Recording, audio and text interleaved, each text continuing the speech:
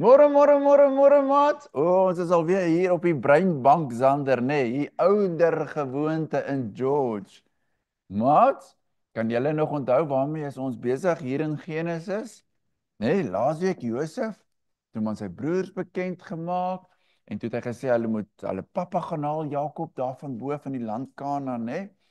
En dit was 'n groot trek, 'n klomp esels en 'n klomp pakdiere. En hulle het met al die groot bagasie daar aangekom in Egipte.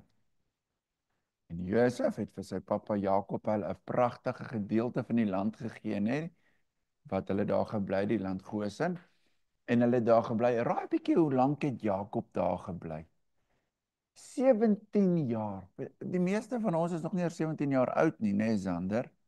17 jaar het Jakob daar gebly in Egipte, want hy was 130 jaar toe hy daar gekom het. Nou, die van julle wat goeie somme kan doen.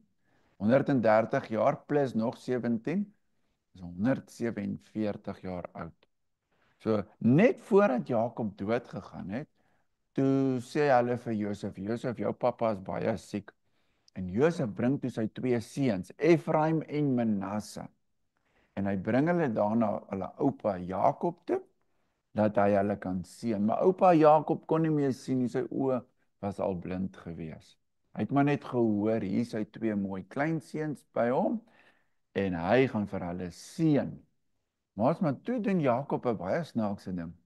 Gewoonlik sit 'n mens die oudste kind aan jou regterkant, né, soos Manasse was die oudste, en Efraim die tweede ene aan die linkerkant, want die regterkant is belangriker. Maar toe doen Jakob iets snaaks, toe hy hulle wil seën in sy hande opsit, toe oorkruis hy sy hande. Kan julle dit glo? En Josef sê, nee, papa, die oudste is aan die regterkant en die jongste aan die linkerkant.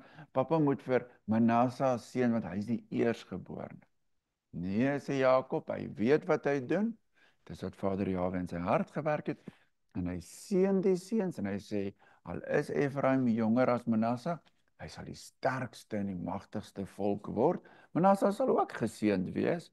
Hy sal ook 'n sterk volk word. En ons sien in die res van die Bybel, dat die stam van Efraim het sommer 'n groot, sterk volk geword. Baie rigters en manne het daar uitgekom. En Manasse, en so het Jakob hulle geseën.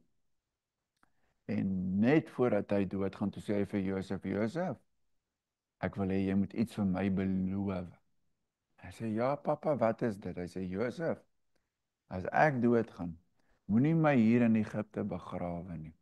Daar bo by die beloofde land wat Vader Jahwe vir Abraham, Isak en vir my beloof het, julle moet my daar gaan begrawe. Beloof jy dat jy dit sal doen? Ja, sê Josef, ek sal dit doen. En toe het Jakob in vrede gesterwe, 147 jaar. Sander, weet jy hoe lank is dit? Dit was 'n vol lewe. En ons dink terug aan Jakob se lewe, en ons dink toe hy jonk was, ons dink aan al die beproewinge wat hy gehad het, al die beloftes wat Jahwe hom gegee het, wat hy moes glo. Jahwe het alles gedoen. En Jakob kon gesê het, Jahwe, die God van my vader Abraham en Isak, is ook my God. Kan julle onthou wat het Vader Jahwe Jakob se naam verander? Kan julle dit onthou? Israel. En daarom praat ons van al die kinders van Jakob as Israeliete. En hulle het hierdie groot geskiedenis van hulle oupa Abraham, Isak en Jakob. En dis hoekom ons in die kinderverhale lekker daaroor kan gesels en daaroor kan lees. Maar wat nog een ding gebeur, die volgende hoofstuk, kyk, dit was nou vandag hoofstuk 48, maar volgende keer, net voordat Jakob gesterf het, het hy nog iets gedoen. Hy het ook die ander seuns geseën, maar daaroor gesels ons volgende week. Kom ons dit net so, dan sluit ons die oë. Vader Jahwe, dankie dat U vir ons seën. Dankie dat U vir ons lief is. Dankie dat ons nie hoef bekommerd te wees nie, dat U vir ons sorg en dat ons altyd op U kan vertrou. Dankie vir die Bybelverhale ook van Jakob en Josef, Efraim en Manasse, dat U hulle lewens gebruik het om vir ons te leer, U sal vir ons sorg. In Yeshua, amen.